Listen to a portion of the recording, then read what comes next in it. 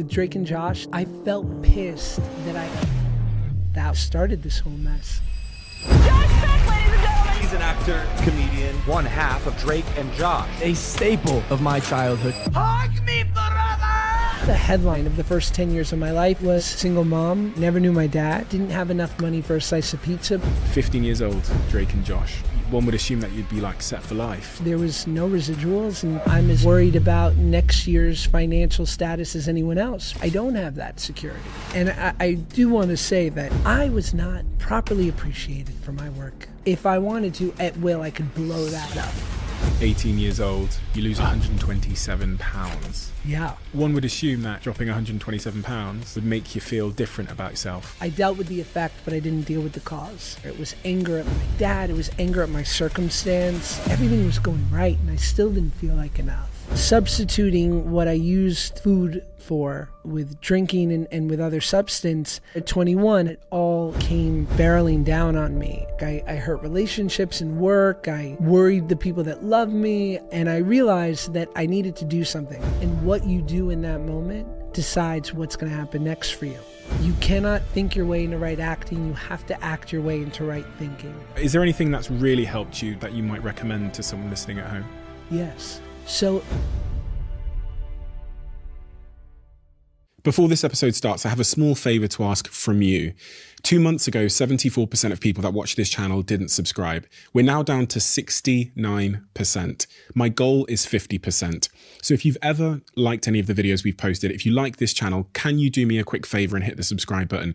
It helps this channel more than you know, and the bigger the channel gets, as you've seen, the bigger the guests get. Thank you and enjoy this episode.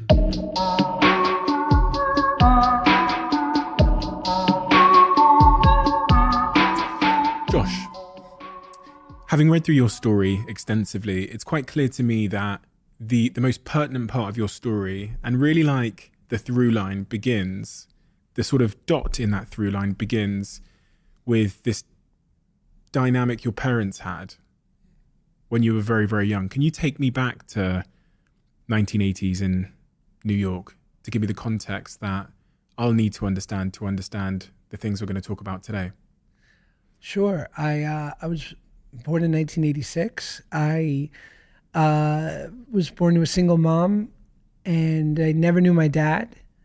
I was sort of the result of I guess what you would call a fling. My mom always says you were a surprise, not an accident. So I like the way the messaging she's attached to that. But basically, my mom and dad knew each other sort of through business. They had a night.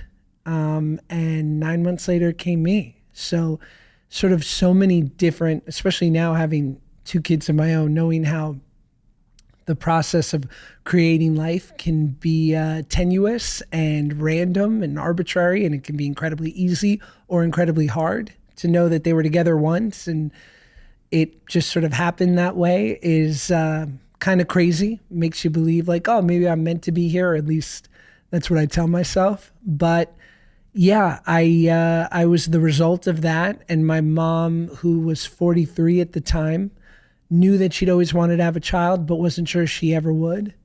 And immediately took it as sort of this gift. And my father, who was in his 60s at the time and had a whole other family, looked at it differently and decided not to be in my life. And I wound up never meeting him. And so my origins were very much my mom and I sort of navigating the world together. At an early age, did you get a feel for what your mother's perspective was on your father? Did you feel the emotion of that? How her perspective on him? My mom was weirdly unemotional about my dad. I would say it was almost like the fog of war. Or I remember when I interviewed Laird Hamilton and I asked him the very corny, cliche question of, when you're on a 90-foot wave, what's going through your head? And he's like, your body will sort of give you a bit of amnesia. So I really can't tell you. When you're in extreme circumstance, your body is a way of like washing your memory. And we see that phenomenon too with like childbirth, right? Because if those hours during childbirth really were as strong as as they are when you're experiencing it, we'd all be only children, right? But the brain has a wonderful way of washing that away. So my mom did a really good job of presenting all the good qualities of my dad, that he was a great business person, that he was charming, that he was handsome. He was like the Jewish James Bond walking the streets of New York, this handsome raconteur.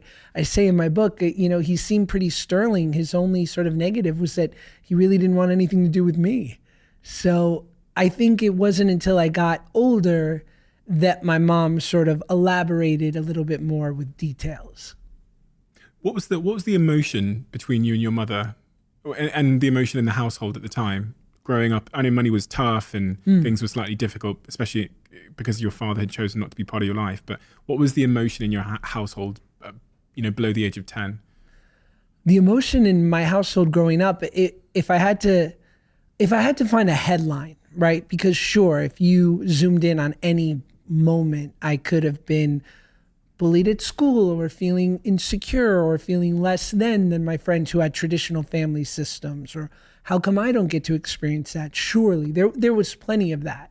But if we're talking about a headline of the first 10 years of my life, it was a very extremely loving childhood, not without its challenges. And we would sort of vacillate between moments of being extremely middle class and then having not enough money for a slice of pizza between us. But inevitably, even through the struggles, there was a level of comedic relief. We were always taking the piss out of ourselves. My mom's a natural comedian. Her being a self-made businesswoman, especially in the 70s and 80s when she had to be, forced her to be extremely funny and extremely savvy and sort of puckish about the way in which she navigated the world and men and institutions. And so I would say that most of the time we were laughing, and there were certainly times where we were crying, but it was mostly laughter. When you talk about your mother, the words you use almost make it sound more like a partnership than a mother-son relationship. It sounds like you were partners. Certainly, we were partners. I mean, a single mom and an only child, you are immediately elevated to co-pilot, whether you like it or not. I always say that traditional families growing up were more like, I viewed them as closed corporations, and the kids were employees and the parents were upper management. And the upper management was sort of beckoning down orders from the top, and maybe there was seniority because there was an older sibling, but inevitably everyone sort of had the same pay structure. And then for my mom and I, we were more like a startup, right? So one day I was pitching the clients and she was sweeping the floors, and most days it was the other way around. So yeah, I was the man in my mom's life. Yeah. Did you have any, when you start talking in your book about the pain that you were experiencing that led you to food, and that, ultimately led to bullying and all of those things, what was that pain? Well, I think I could make it, I'm going to speak generally as a reflection of something specific that went on with me, but I dare project that we're all in a certain level of pain. The veil of adolescence falls for all of us at different times in our lives, where we realize that the world is unfair, or we become more attuned to where we are not enough in certain areas, and the universe having a beautiful level of balance. It's inevitable, right?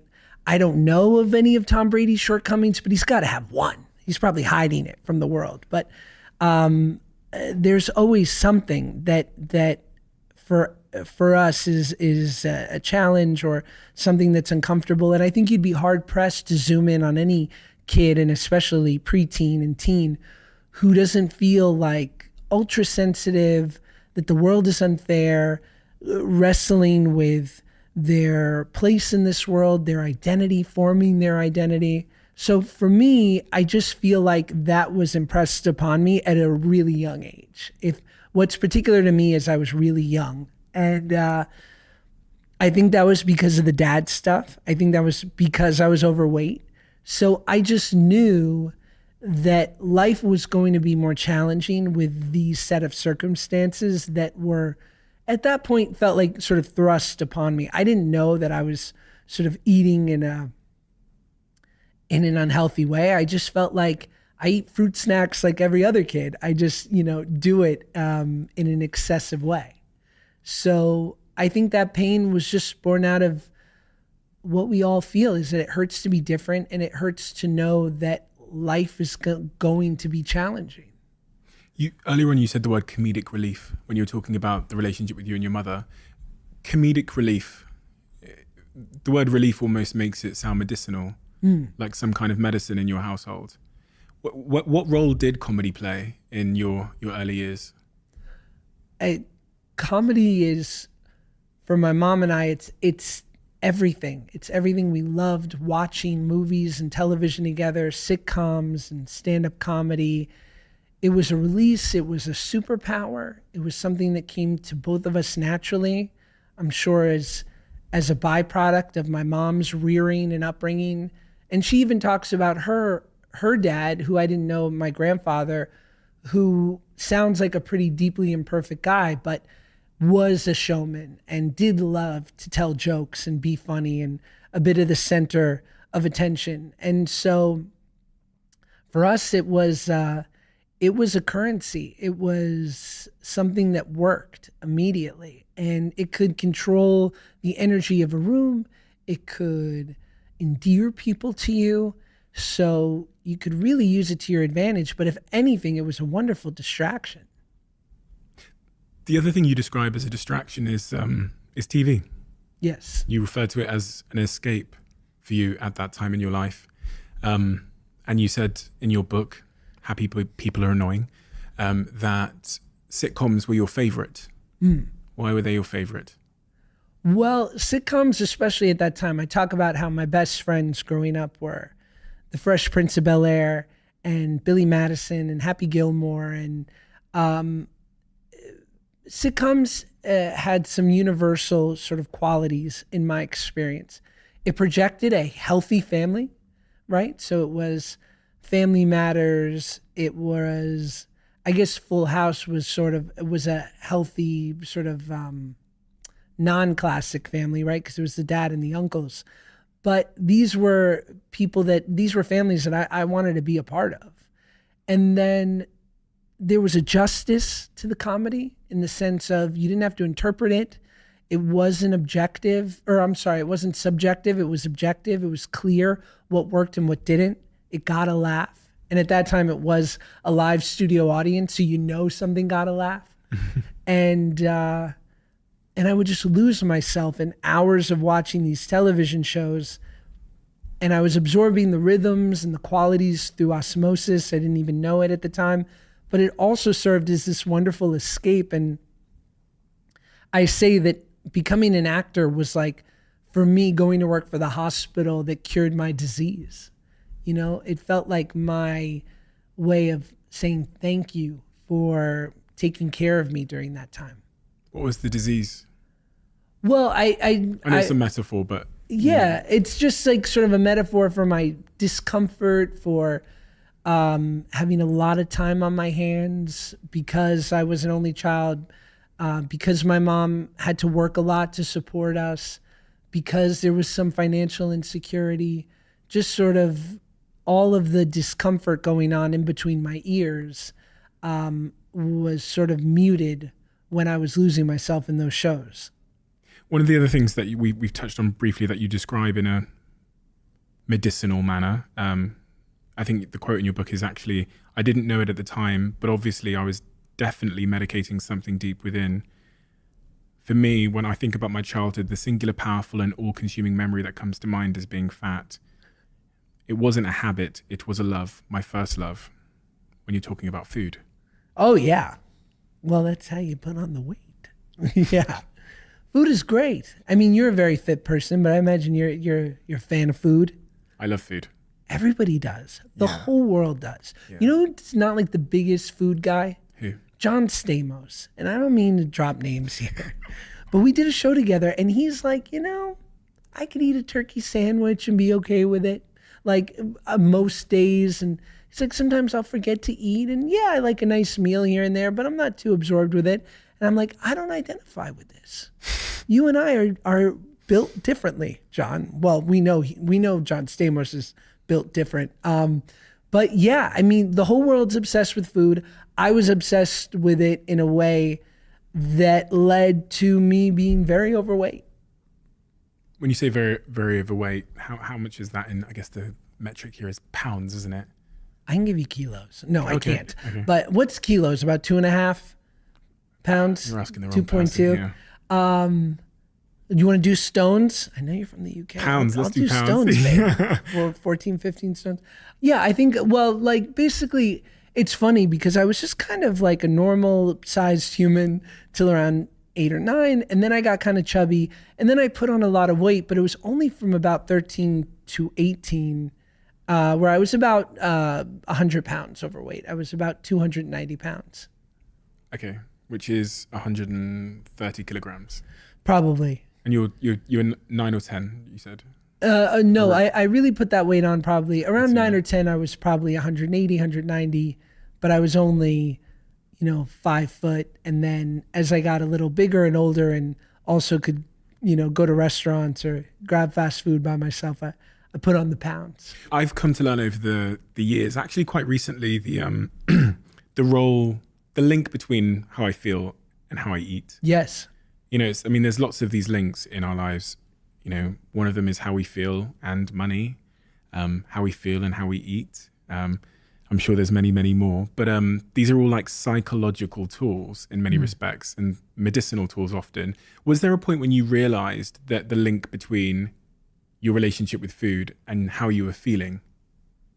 Yeah, I mean, it came later, understanding the nuance and the correlation, but I mean, this is why actors smoke, right? Like traditionally, whenever you see movies where it's about show business and you see the actors sort of hanging outside of a soundstage, because you do a take, you do a scene, you're not sure how it went, you think you were good, you hope, there was one take that was good, but maybe they're going to use the take where you kind of sucked, and you're full of emotion and you're unsure and you're insecure, and there's a table of food waiting for you, right?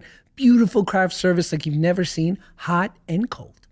And then, but instead you're like, what can I do to give me that sort of dopamine hit without, giving me the calories? So, people go outside and smoke. Obviously now smoking's not as in fashion, so you see less of it. But I remember once I was working with this actor, Paget Brewster. She's just a gem, brilliant actor. And she played my mom on this TV show. And I'll never forget once they were serving pizza as sort of like the late night meal.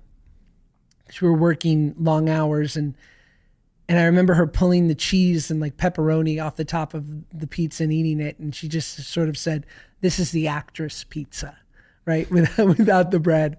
And I was like, how perfectly said, right? And so, yeah, I think we all run to food because it's represented to us as this, it's a celebratory thing. It's also something you do when things don't work out.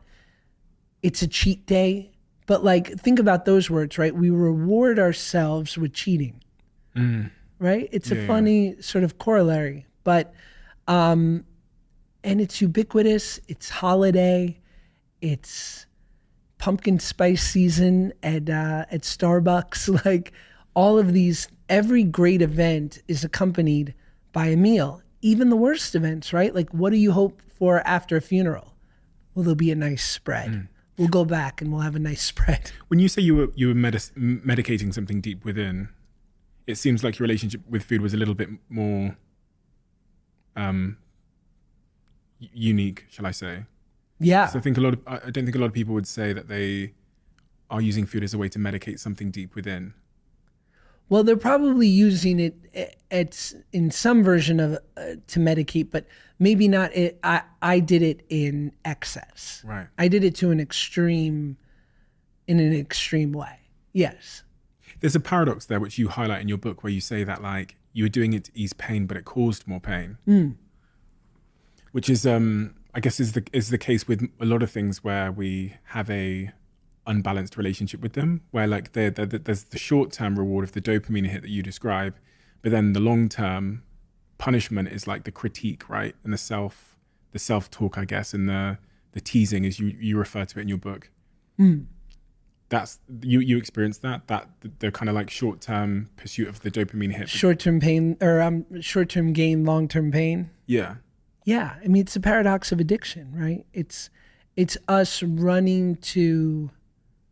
I heard it said once, someone in recovery said, "My disease lies in my dis-ease." I become uncomfortable, and my coping mechanism, the thing that my brain is trained to do, is to go to these things that numb the feeling. It's another great term, numb and run, you know?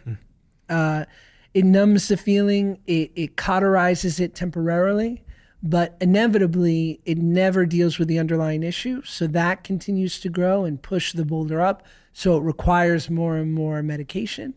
And thus, you know, it makes you more and more unhappy. So, you know, whether that's food or drug or drink or smoking, sex, you know, gambling, debt, whatever your thing is, it's just whatever's triggering. I would think that dopamine, serotonin sort of response. It's pretty crazy that at like 8 years old, you were already doing stand-up. Yeah. That boggles my mind. At 8 years old, I was doing nothing productive. I bet you were doing something. Probably the things 8-year-olds should do, like times tables and geography. And yeah, stuff like that. Like kicking a ball against a wall. Yeah. On my own or with a friend. You were doing stand-up at 8. You know, I had a couple of comedians on this podcast, and there's this ongoing like stereotype that like a comedian is depressed or something. And one of the comedians said to me that a better question to ask, I think it was Jimmy Carr, he said a better question to ask is like, which one of your parents were you trying to make happy? Jimmy Carr's so funny. He's funny, isn't he? What a he's like a Jedi. He's on another level. Sure, what parent are you trying to make happy? What girl are you trying to impress? I just think that we know that most assets are born out of feelings of being not enough. You know, how many great athletes were created because they were trying to impress their fathers, right? Admonishing fathers help make very ambitious young men. You know, and young women. I don't mean to gender it. The problem is the duality of that, because inevitably, once hopefully you've achieved that, you realize that there's no there, that there's no perfect moment that's going to heal that relationship with that parent, or worse, you don't attain those things, and then you're left to wonder, well, what could it have been? And I fell short. I wasn't enough, but. Comedy is one of those more specific things because there's a justice to it. There's not a lot up for interpretation. It's clear. It's more like boxing. I think Chris Rock akined it to boxing, which is why they call it a punchline. And you know it's on the cards. That punch connected, that one didn't. You get a point for that. You don't get a point for this. And yeah, I think it's just born out of, you know, being funny usually comes from very unfunny reasons. And, you know, growing up, and I don't mean to say this, even now, like when I'll meet someone who's like really, I'll just name names. It's like, and he is funny, but it's like sometimes when I watch like Ashton Kutcher go like into really hard comedy, and he's done some really, really funny things. I know this is what you're going to clip, me like trashing. I want to be Ashton Kutcher. I look up to him. I love you, Ashton. I'm available for friendship, and I love your wife. I love them both. But it's like, sometimes it's hard for me to reconcile how someone can be that gorgeous and handsome and also funny, right? Like sometimes I do feel like, no, funny's got to be reserved for us, you know, who weren't necessarily that, because yeah, it was used as a defense mechanism. Did you know you wanted to be a comedian or an actor? And if so, when did that idea become cemented in your brain that that's the path you were going to pursue? Being an actor professionally didn't seem like a reasonable career path. Sometimes it still doesn't. But here I am.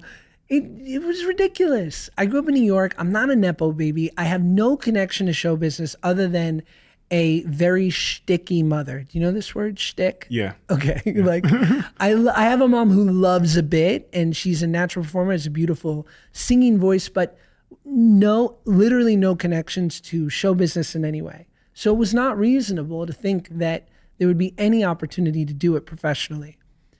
And then I was in 6th grade, and my mom and I were having a really tough moment financially.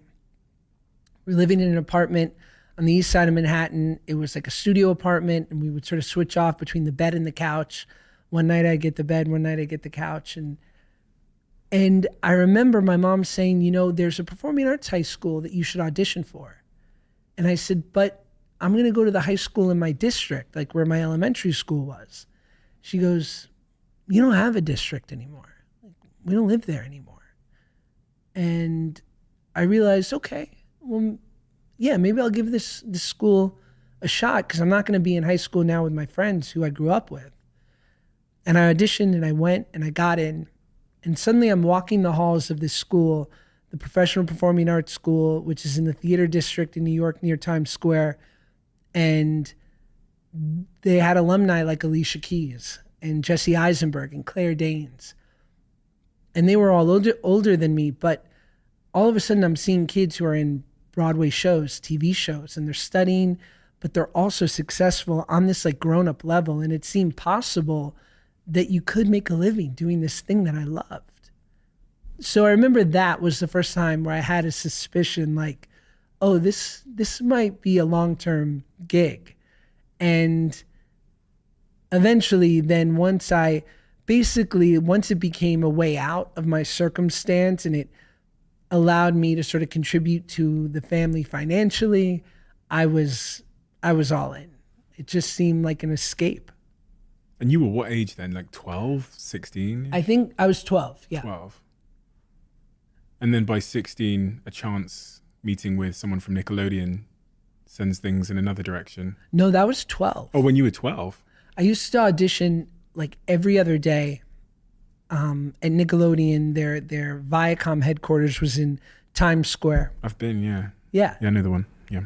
And I auditioned for a movie. I got it. They fly me to Canada. I've never been out of the country now. And if you're going to go out of the country for the first time, make it Canada, because it's lovely.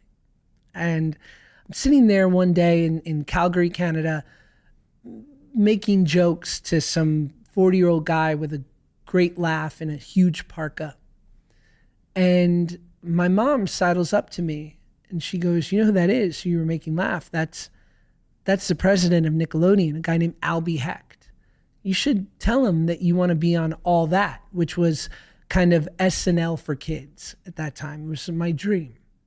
So I told him, and 9 months later, he called and said, Josh, I'm going to move you and your mom out to California to go be on the Amanda Show, which was the spinoff for Amanda Bynes from All That. And that was kind of what changed my life and brought me out to LA and gave me my first TV show and kind of started this whole mess. This whole mess. Interesting way to describe it. It boggles my mind that you were doing that at 12. I don't even know how that's possible. It feels like there's a lot of other things we're meant to be doing when we're 12. You were working, essentially. Yeah, I was. What did you miss? Did you miss anything?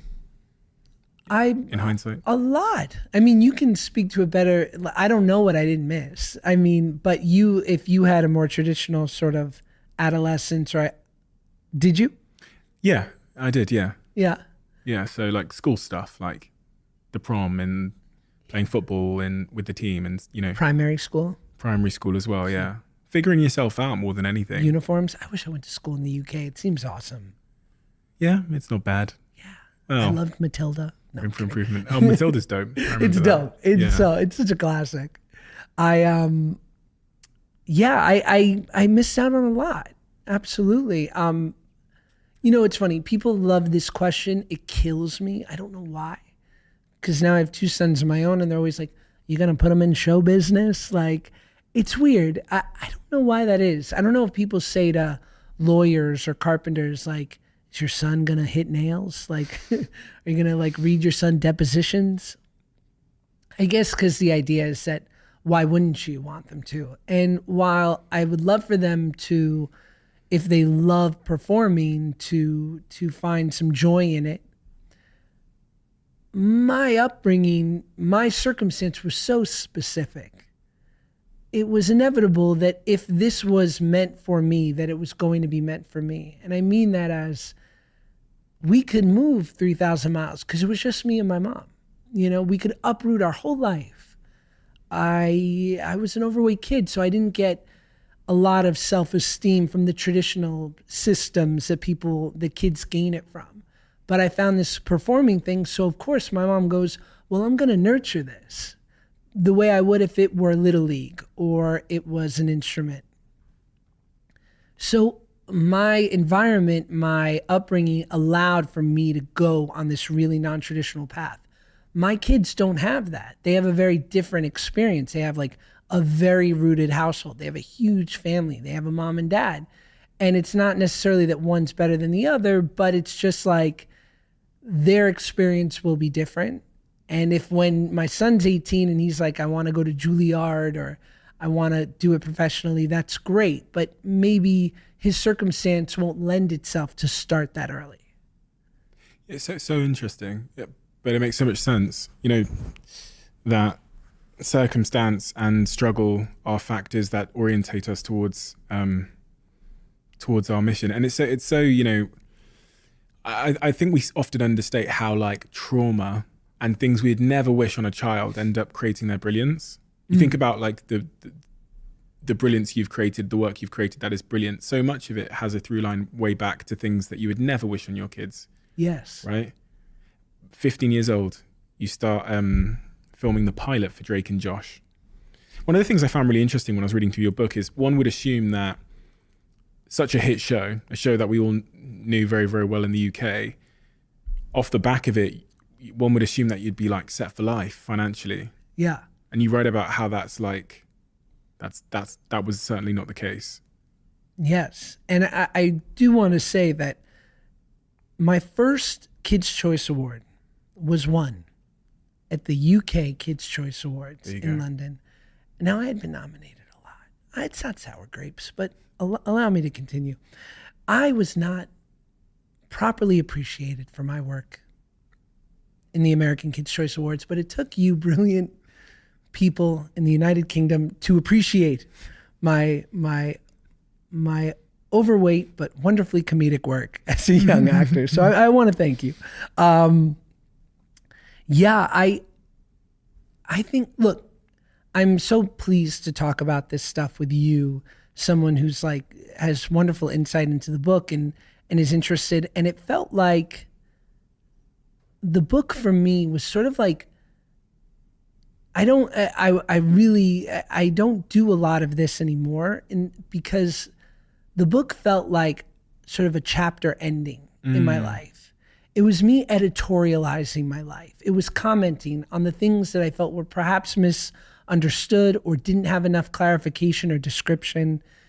And also in an effort unknowingly to sort of say like, and now I'm going to talk about it less. Mm-hmm. And if someone is interested, like they can, read the book and it's now, in the Library of Congress. Mm-hmm.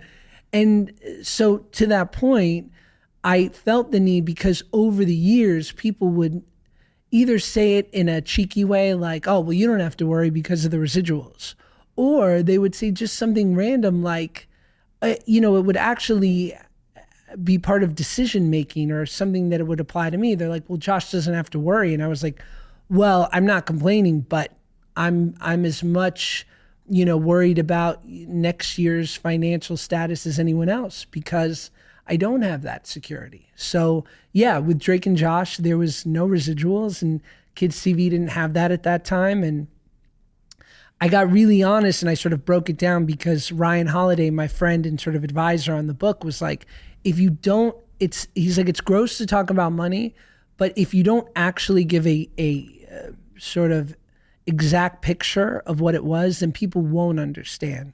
And so I sort of talk about that, while doing the show, we made about $100,000 a year for the 4 years we were making it, which is great money and a lovely middle-class lifestyle. But no one would assume that once you stop working that you never had to work again. So I just wanted to give some clarity to that, to sort of explain the choices that I made after and why I was so passionate about finding more work, because I had some people to take care of. Makes perfect sense. And I think it's really important context because you're right. It's very easy when you don't know entertainment contracts, especially for a young person that's 15 odd years old, to assume that they made millions and millions in perpetuity from that piece of work. And then a lot of the decisions and the choices thereafter are lacking in context. Yes. So when I read that, it was like, I understood. Of course, if you make $100,000 in the United States, you're living in California, whatever it is, for 5 years in a row, you do need to go back to work. And after Drake and Josh ended, was there like a pivotal moment where you realized that show was big? It wasn't until much later, funny enough. I think because when we were making it, it was only popular with kids who were sort of younger, who I didn't, other than if I was at a mall or at a theme park, I didn't have a huge amount of interaction with. And then I would say that the power of the show, to its credit, was that it was slightly timeless because it had a very sort of classic through line of any sitcom. It was about a family. And a lot of kids shows can be more fantastical and have more of a sci-fi bent or something more fantasy or whimsical. This was just like very straight down the line, two brothers who are very different trying to get along, and an evil little sister. So because of how much it was rerun, more generations would come to the show and these people grew up. So it wasn't as though it was this moment in time. It was that every year we were picking up new fans. Because there was 60 episodes or something? Yeah, just Feels 60. like there was so much more. I know, it's weird. Why is that? I guess because Reruns. Reruns, yeah. It Yeah. played for so long. Over the last couple of, how long? Maybe 4 months, I've been changing my diet, shall I say. Many of you who've really been paying attention to this podcast will know why. I've sat here with some incredible health experts. And one of the things that's really come through for me, which has caused a big change in my life, is the need for us to have these superfoods, these green foods, these vegetables, and then a company I love so much, and a company I'm an investor in, and then a company that sponsored this podcast and that I'm on the board of, recently announced a new product which absolutely spoke to exactly where I was in my life, and that is Huel. And they announced Daily Greens. Daily Greens is a product that contains 91 superfoods, nutrients, and plant-based ingredients, which helps me meet that dietary requirement with the convenience that Huel always offers. Unfortunately, it's only currently available in the US, but I pray that it'll be with you guys in the UK too. So if you're in the US, check it out. It's an incredible product. I've been having it here in LA for the last couple of weeks, and it's a game changer. Ladies and gentlemen, our newest brand partnership will come as no surprise to regular listeners on this podcast. The first episode of 2023, I was joined by the incredible Professor Tim Spector to hear more about his work at a company called Zoe, using data to understand our bodies better so that we can live more fulfilled, higher potential lives. Zoe was born from the truth that our overall health is impacted by our gut health. By helping you to understand how your body is working, Zoe can help you to reduce your risk of long-term disease and increase your energy levels. For me, this is the future. And that is why I became an investor in the company. And that is why they are now a sponsor of this podcast. You can read up about everything they're doing, and you can pre-order your Zoe program at joinzoe.com. And they've been kind enough to offer an exclusive 10% off code CEO10. So you can put that code in at checkout, CEO10. After Drake and Josh ended, and as you go into your the next chapter of your life, 18 years old, you lose a lot of weight. I do. A lot of weight. 127 pounds. Yeah. How does, that's not an easy feat. How does that happen? I certainly made a decision that I was ready to do it. I think I always knew that I was going to do it. And also in writing the book, it's when you put pen to paper, and I know you're a writer yourself, it's amazing how I feel as though we make these, everything in our brain is sort of shorthand, right? It's like these picture memories that are connected, and sometimes they're connected by these really strong connections, and sometimes it's just like short little hits. But when you're forced to actually explain it on a page, it makes you look at it differently. And I was like, wow, I was only heavy from like 13 to 17. Of course, they're the years that have been enshrined in television history forever, so it feels much bigger.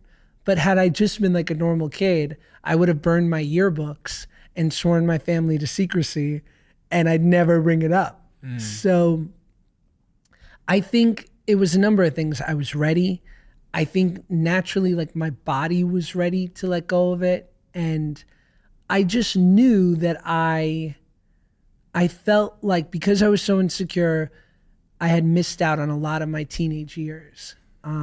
It wasn't without lack of opportunity to go out and be a knucklehead and experience life.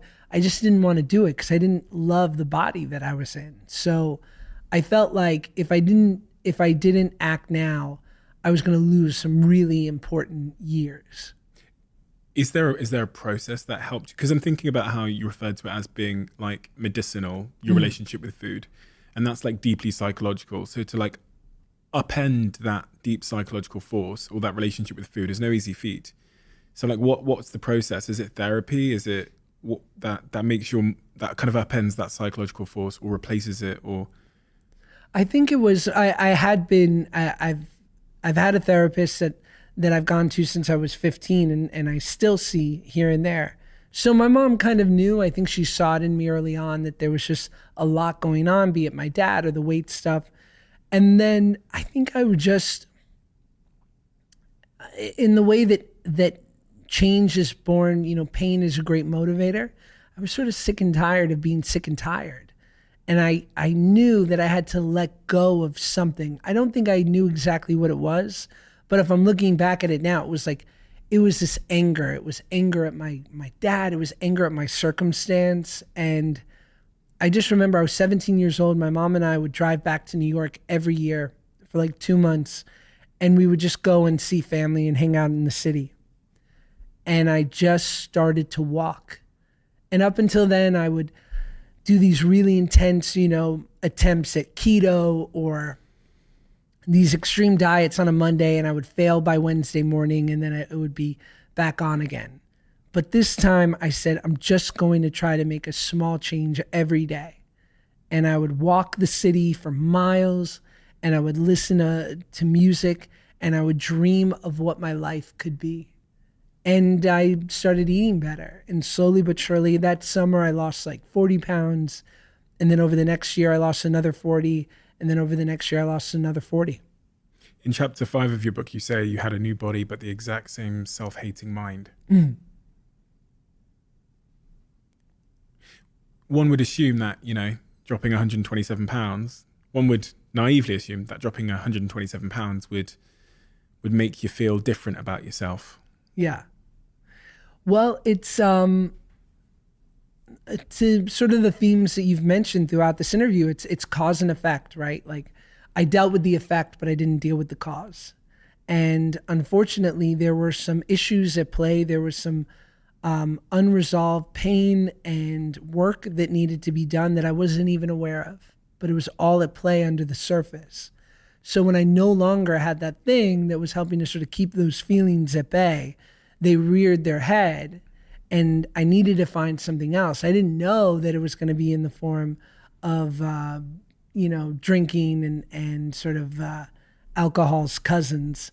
But I just knew that when I finally did find those things, and I did sigh that bit of relief that I'd been looking for, I think there was even a moment in that first night when I went out with some other kids my age and really tied one off and thought I was having like a proper teenage time. I remember this voice in my head being like, oh, this is it. Like, this is what we've been looking for. Drinking. Yeah, the drinking and drugs, and I think I say something in the book of like, if you've been carrying this invisible bag of stones around your whole life, a weight vest with 50 to 100 extra pounds. I mean, I quite literally was, but let's just say it's like emotional weight vest. And eventually you almost forget that it's on. You just know your knees hurt. You know you're exhausted. It's like, why am I so tired? Why do things feel tougher for me than it does for my friends? And then if in an instant that weight vest is lifted off of you and your knees hurt less and you're walking around and you're like, oh, you wouldn't question it. You just be like, whatever just took that weight vest off, I'm in. And that was the reaction that I had. Such an interesting analogy.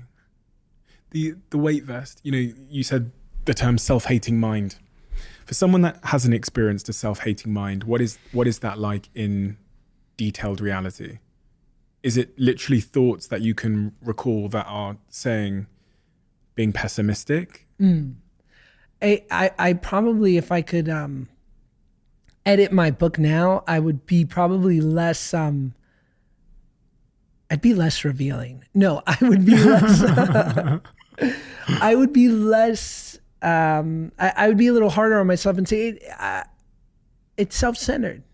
If we're talking about the root of it, I remember when I got sober, people would say, you're self-centered. And I would say, self-centered, that's reserved for people who think highly of themselves. That's reserved for the quarterbacks, the models, the good-looking, the self-absorbed people. To me, felt, when you would see that in movies, it was someone who was staring in the mirror and perfecting their hair. And they would say, no, if you spend all your time thinking about how great you are or how shit you are, all you're thinking about is you, and you are self-centered. It doesn't matter whether it's great or bad. So I would substitute self-hating with self-centered. I was obsessed with self. My trauma was real. My challenges were real, and that played a part in it. But I was just so wrapped up in my feelings of feeling less than and uncomfortable and not proverbially not at the cool table that I found myself in a place to numb my feelings because those thoughts were unrelenting. Nothing in life is free, and so even a temporary lifting of the weight vest comes with a long-term cost, as we talked about with food. What was that long-term cost of temporarily getting to lift the weight vest once in a while? I just became a cliche quick. I hurt relationships and work. I worried the people that love me. I just started to accrue a lot of wreckage quickly. It's funny, I interviewed Hillary Duff on my podcast, Good Guys, the other day, and we made a joke. I was asking her about she brought up something about like, oh, I love an alcoholic beverage. And she kind of looked at me and said, sorry, Josh. And I was like, no, I love an alcoholic beverage too. Unfortunately, whenever I drink, it leads to my other favorite beverage, Percocet, which is a very popular painkiller in this country.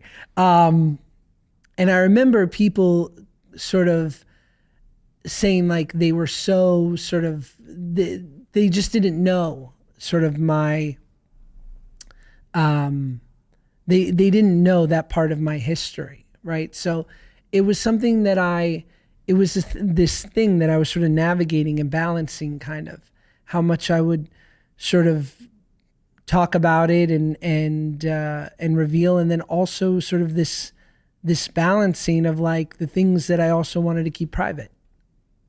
When did you realize that you had a problem with alcohol or an unhealthy relationship with alcohol and drugs? Was there because at the time, I imagine the first time you do it, you don't know it's not a problem then, is it? But at some point you must have maybe got some feedback or something indicated that this was not. Oh, and I'm sorry, I forgot the point I was trying to make with the Hillary thing, but someone wrote a comment on that clip, on that video, said, damn, Josh Peck got sober at 21. He really went for it. So to answer your follow-up question, yeah, I mean, I think that I basically was substituting what I used food for with these, with drinking and with other substance, but it was all sort of connected. So it wasn't this 4-year run. It was really like, since I was 9 or 10 years old, it just was, again, validating and reconfirming this idea of like, you overdo things and nothing is going to fill up this hole in the soul, no matter what you try to fill it with. And even like the things that our world tells us is of value, even success isn't going to do it. Even if girls like you, it's not enough. And so I remember at 21 having a moment like that when it all sort of came sort of barreling down on me. And I realized that I needed to do something. Now, I think people have those moments and they don't do anything and they lose another 4 years or 5 or 10 or 20. But I do think the world and life, catastrophe, challenging circumstance, some version of a bottom, whatever you're going through, being fired from something, a health scare, has a way of temporarily waking you up. And what you do in that moment decides what's going to happen next for you. You said that happened for you at 21 years old. Was that in the wake of the film The Whackness? It was, yeah, that was certainly a moment. Tell me about that moment. Well, again, I had accrued plenty of wreckage, but I remember I had done this movie, The Whackness, that I was extremely proud of with my favorite actor, Sir Ben Kingsley, and I mean, literally my favorite actor, like getting to, have my rookie season with Michael Jordan. And it went to the Sundance Film Festival and I was so proud and we got a standing ovation and it just felt like such a confirmation for me as an actor that there was going to be, that there was going to be opportunity and there was more to come for my career, that it wasn't just this sort of anomaly that I did this one show and that was sort of going to be it. But I remember in that moment, all those similar feelings, that mind that had gotten me in trouble so many times before was still yelling at me. And all those feelings were flooding in. They weren't there the night they weren't there during the 90 seconds of the standing ovation. They weren't there, when I was smiling in front of the camera, but they were there when I got home. They were there when I got in bed. They were there when I was waiting in line for a coffee the next morning or whatever else I was doing. So it was like so short-lived. And it just confirmed this idea of like, even at your best, even when everything's kind of going right, because it's easy to use when life throws you challenges as a reason to sort of, co-sign your bad behavior. But everything was going right and I still didn't feel like enough. And I knew at that point that I needed to make a change or I might never do it. That next day after the standing ovation at the Sundance Film Festival, you talk about, how you might have felt standing in the coffee line or the next day when you woke up, etc. Are they specific thoughts or is it just an emotional state? You know what I mean? Is it just like a lowness? Yes, it's totally emotional and it's ugly, like the way, like how we're all pitiful in those moments. I don't think you have to be suffer from addiction, or it's just like when we realize that our way isn't working anymore and a change needs to occur. And so, yeah, I certainly, it's taken 15, 16 years to articulate it correctly. I think it was just a feeling. Your solution to that feeling appears to be, when you hit that proverbial rock bottom moment, to be getting some help. And that's where you turn to AA, Alcoholics Anonymous. What is that what is Alcoholics Anonymous, and like how did it help you turn things around and get sober? Well, it's sort of in the name, anonymous, that there's an anonymity portion to it. So I always want to make sure it said that I'm in no way sort of a representative or ambassador for it in any way. It's just how I have found a way in which to get and stay sober over the last 15 years is through a 12-step program. And it's just a way, it's ancient truths repackaged to make sense to a guy like me. It's the best way. It helps to mitigate the worst of my character defects. And it's just age old. It's just a sort of, for me, an age old way of cleaning up your past and looking at bad patterns and habits in my life and making amends and trying to implement things that through history we have known to work. Gratitude, surrender, acceptance. If you want self-esteem, do esteemable acts. Restraint of pen and tongue. Just like, it's not, your higher power is up to you as long as you know that you're not God. That one's helpful. It just presented some ways in which for me to apply things to my life that helped me to get and stay sober. So I think if the efficacy wasn't there, if I didn't see quickly that I started to feel better, then maybe I would have sought a different way. This was a way that happened to work for me. And you've been sober for 13 years? 15. 15 years. Recently, yeah, just February 15th. Congratulations. Thanks, it works for me. Yeah, it's incredible achievement. Everyone's got their own relationship with alcohol and whatever else, but it's always incredible to hear someone being able to turn a corner in the direction they wanted to turn it. That's the best way I can describe it. Thank you. 2013, you kind of start, from reading your book, it sounds like you start on a new journey, and that's the journey to understand who your father is. You're 27 at this point, so almost 30 years old, and your father passes away. And you make the decision at that point, having not met him before and having not seen a picture of him until you were 24 years old, to figure out who he was. What did you learn about him, and how did that change your perspective of him?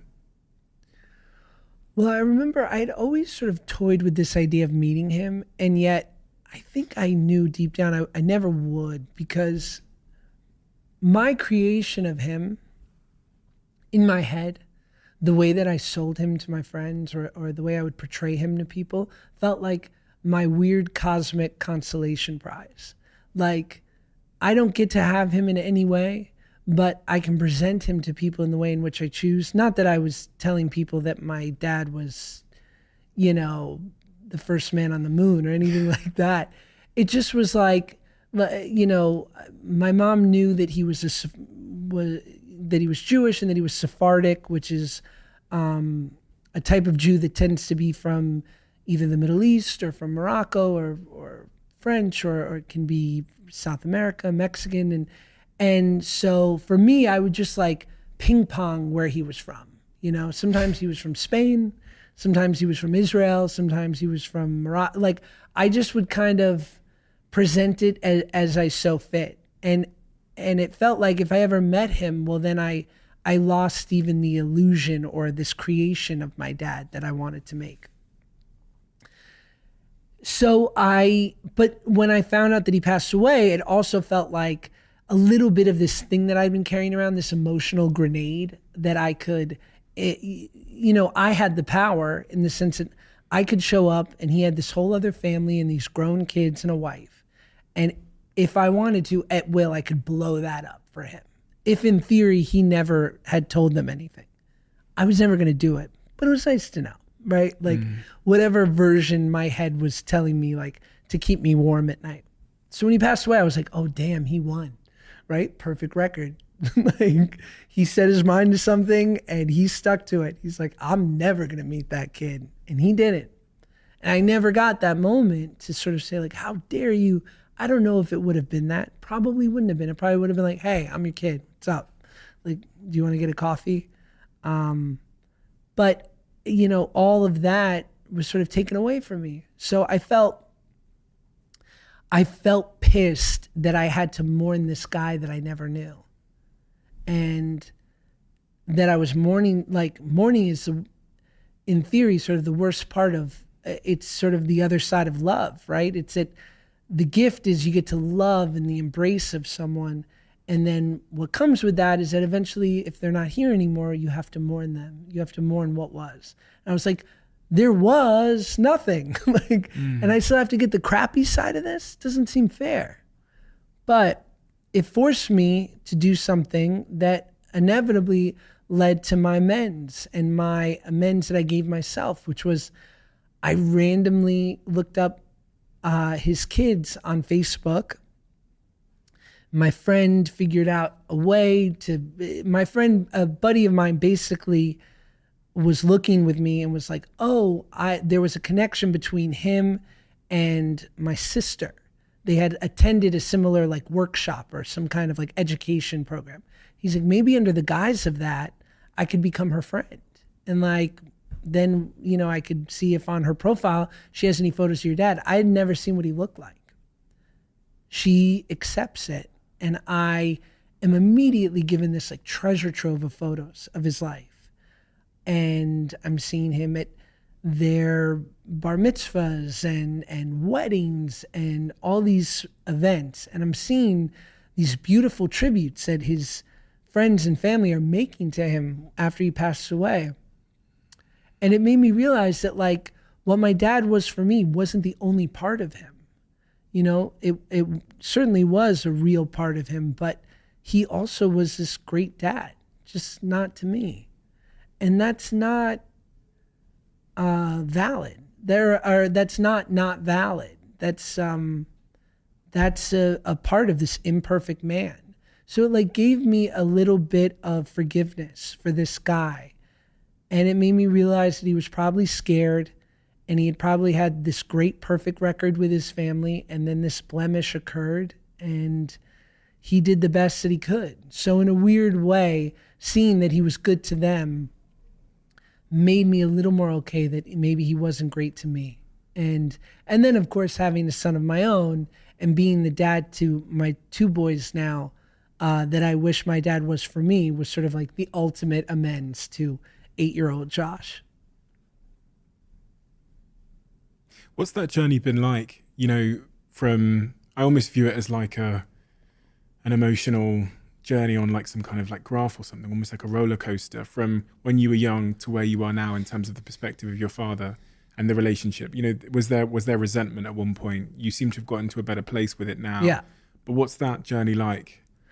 The resentment, I think, at its highest is showcased in me being 100 pounds overweight. Right. Or, you know, my struggles after that. I think that was certainly, it was all that resentment and anger and frustration and unexplored feelings presenting itself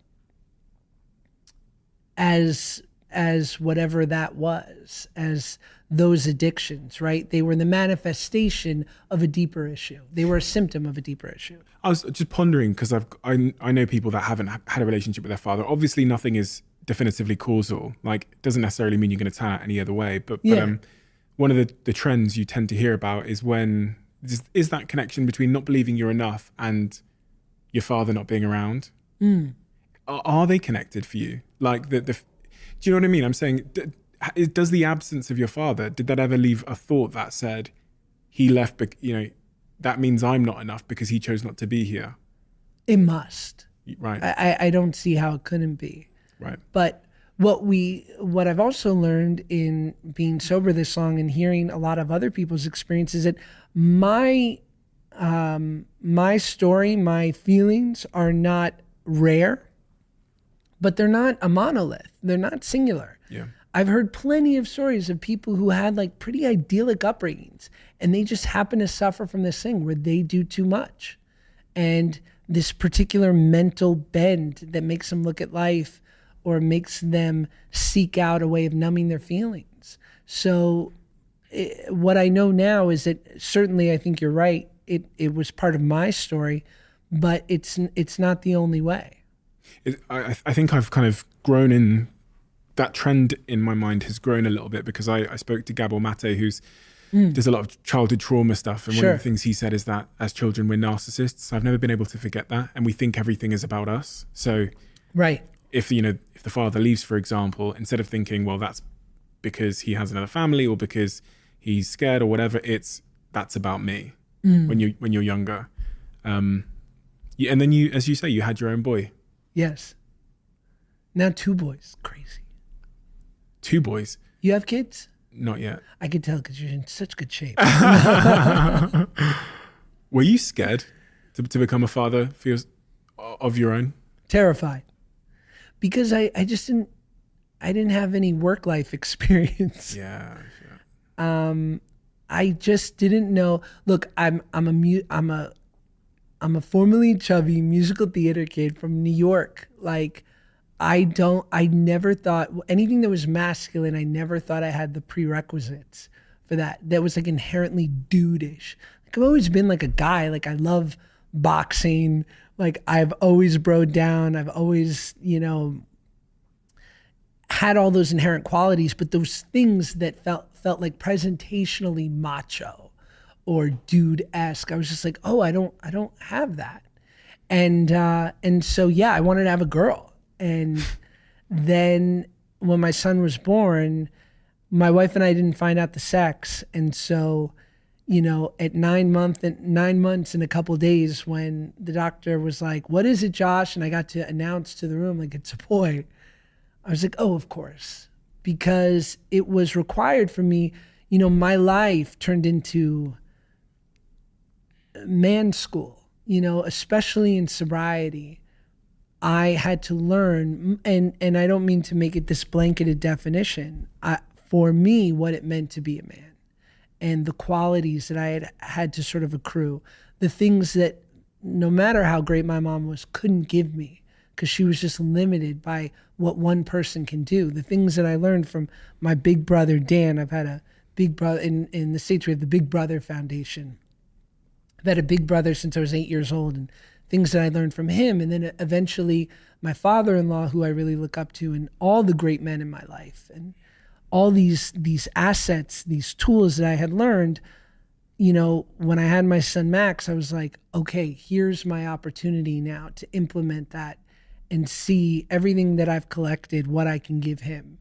And it just felt perfect. It felt like God's way of like having a laugh and be like, you knew this was going to happen, right? You married Paige. Yes. You had the two wonderful children.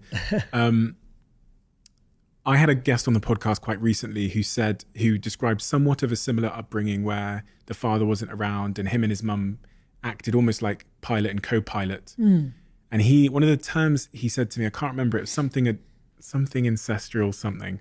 I know that sounds strange, but it was something to do with the fact that when you have such a close relationship to your partner, to your mother, and they end up indirectly or inadvertently offloading some of the emotional energy around the parent that's not there, it can make your own personal relationships difficult. Yeah. Can you relate? I can, except that I think that everyone is bad at relationships. And I think, just like I believe that even if you have a perfect parental structure, we will self-parent. There's always going to be gaps in our rearing. There's always going to be spots that were missed as a result of your upbringing and your circumstance and the way in which you've experienced life up to a certain point. And it's incumbent on you to fill in those gaps. That's growing up, right? To even know what those gaps are first, right? What for you, what were those gaps you had to fill in? Well, I think it was with the dad stuff, it was about in relationships up into my wife, I had this, like, I would call it like the Tony Montana approach to life, which was like, if anything went wrong, if there was any sort of adversity or any kind of, at this point, right, like I've dealt with the dad stuff, and then I've been in showbiz till, since I was 10, right, which is the ultimate rejection, right? You're going on a job interview at best, even if you're on a TV show. You're interviewing for a job once or twice a year, and if you're an out-of-work actor, you're interviewing for a job 4 times, 5 times a month, sometimes more during pilot season, right? So you really have to calcify. Yeah, like you have to become callous to rejection. It's like if you ever talk to a doctor like about death, they have a very interesting bent on it because they can't be overly emotional about it because it's a part of their job. So until this point in relationships, if anything went south, I just would go, this is a preview of more bad to come. this isn't natural growing pains. This isn't natural discourse or just like the natural arguments that you get in and then you get through them and you become closer. I would just go, this was great. I'll be fine without you. Thanks. And I would just go, leaving people in my wake to feel like, what the hell happened? How did you reverse that to the point that you were able to find someone and get married? Luckily, I was in a state of doing the work. I was willing to be, I was not doing that specific work, but in general, because I was in a recovery program, because my mom had put good people around me, and because I had done therapy since I was a kid, I knew, I was self-aware enough to know oh, there's certainly work to be done here.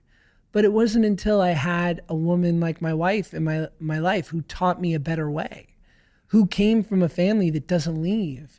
And she reiterated that. So when we get in these fights and I would look at her and be like, so I guess we should call it. This was great, right?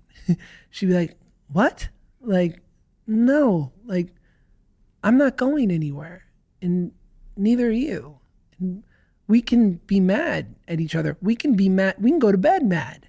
I love that. When people go, oh, you don't go to bed mad. I'm like, I don't know. Not in my experience. You can go to bed. You can be mad for a couple of days. Usually it doesn't last that long. No one wants to be that pissed that long. But it's but when we work this out, I'll be here because I'm not going anywhere, because my siblings never went anywhere. My mom and dad never went anywhere. We stick around through the good and the bad. And that was a revelation for me. I can so relate in so many ways. I had the same avoidant attachment style for various reasons. And then I met a person, I always say that got over the wall, and changed you from the inside. Definitely. So I can totally relate. That's why you have to have that's why if it's for you, you have to have a kid, because in my experience, and I say it in the book, we all work on ourselves, and especially with incredible podcasts like this, and we're in the age of optimization and self-realization, and everyone's listening to a dozen podcasts at a time and wants to be their best version of themselves. And that's great. But we can't be Fabergé eggs, right? We can't be these perfect, pristine things, and then we get jostled around a bit by life and we shatter. And so to me, I think there's only so much work you can do on your own. And then it has to be applied into life. And then you put some skin in the game and you get in a relationship, and that forces you to go deeper. And you're like, I don't want to. And they're like, well, you better. Otherwise, this thing's not going to work. But you meet someone of value and you do the work, and it reveals itself to be worth it. And it gives you a deeper understanding. And then once you guys get really perfect, you throw a kid in the mix. And that little jerk makes you go even deeper and work even harder and become even more selfless, hopefully, and less self-centered. And again, new truths are revealed and new ways of living are revealed. So, yeah. On all the things we've talked about today, the mental talk, the voice in your head, the feelings of, quote unquote, self-hatred, self-esteem, happiness, where are you as you sit here today on that journey? I'm in a wonderful place. My life, is a reflection of, how do I say it? My life is that of a good man's. Now, I say that not in some big self-congratulatory way, but I just did the things that I was told to do by people whose life I wanted. I surrounded myself with the people who weren't telling me the things I wanted to hear, but their life looked attractive. And it wasn't because they had a nice car or they had an impressive job. Those things don't hurt, but it was because they seemed deeply decent, that they had a good spiritual life, and that they were good partners, they were good fathers, they were good sons. And that was attractive to me. So I implemented that into my life on a regular basis. And the byproduct of that was a really good life that I'm completely overpaid to have today. And I still, just as much as I say, I rarely wake up in the morning in the mood for a salad. I usually want French toast. I wake up in the morning most times. It's usually not the morning. I am a morning person. It's usually at 4 a.m. at night, or 2 a.m. or 5 in the afternoon when I'm overtired and I had too much sugar, when my mind starts going, just remember, it's all going to be bad. You know that, right? But I have tools, I have ways in which of dealing with that to get out of those thoughts, to break that bad cycle. So it's just, the voices are never gone, but the volume's turned down. I have to ask you, I've got one last question here in the diary that the last guest has left for you. But when you said you have tools, I was compelled, because I know that there's someone at home who can completely relate, and they're sat there thinking, Josh, what are the tools?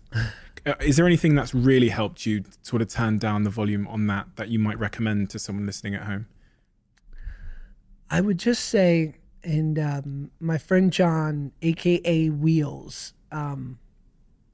his motto was, action is the magic word. And you cannot think your way into right acting. You have to act your way into right thinking.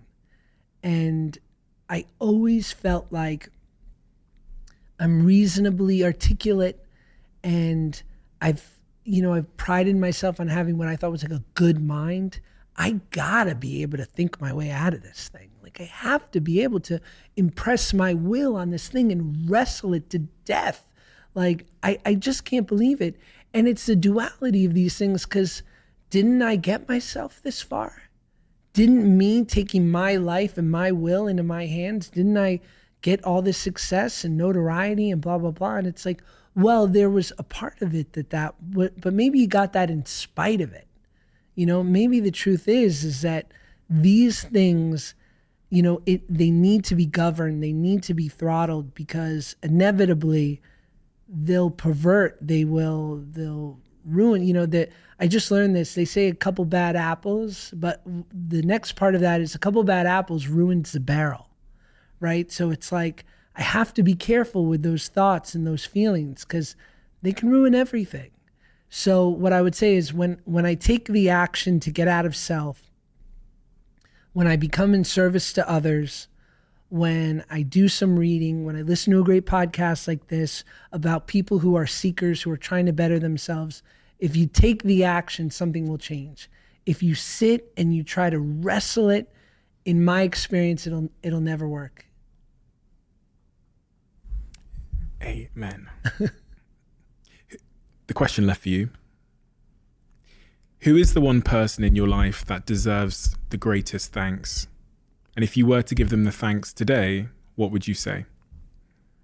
Well, I almost don't want to, because it almost like, because she loves her flowers. But yeah, I got to give it to my mom. It all starts and ends with my mom. And we have a deeply imperfect relationship, because we're two deeply imperfect people. But at its core, she did more than I could have ever imagined. And especially being a father and seeing how challenging it can be with all the help in the world. And she did it all by herself. And I just give her all the credit in the world. So much of why I'm here today is because of her. So thanks, Mom. I hope you don't watch this, but thank you. I love you. Josh, thank you so much. It's been an honor to meet you and learn about your story. And I'm a big follower now of your YouTube channel. So please do post a lot more, because it's enjoyable to watch. You bring an important energy to the world. And your book is one of the most vulnerable, revealing, but wisdom-laced books I've had the privilege of reading in my research for a podcast. So I recommend everybody to go grab a copy. I love the title, Happy People Are Annoying. It's a truly important book. Thank you, Josh. As you might know, the show's now sponsored by Airbnb. Absolutely love Airbnb. Always have. Always been saved my life on so many occasions. And my team, when we first got in touch with Airbnb, were talking about how most people don't realize that their place where they currently live could become an Airbnb. And I guess the second question there is, how much could your place be worth? And it turns out you could be sitting on an Airbnb goldmine without even knowing it. Some people Airbnb their entire homes when they're away. That's what I did in New York. Whenever I left New York, my place was on Airbnb and people rented it out, sometimes for a day, sometimes for 2 days, sometimes for a week. And it's a great way to cover some of the bills while you're away. So whether you're looking to go on holiday, or you just want some extra cash for bills, or you want to buy something nice for a Valentine that you love, whatever it might be, head over to airbnb.co.uk/host and you can find out how much your current property where you live can earn while you're not there. I suspect it might blow your mind, because it certainly blew mine.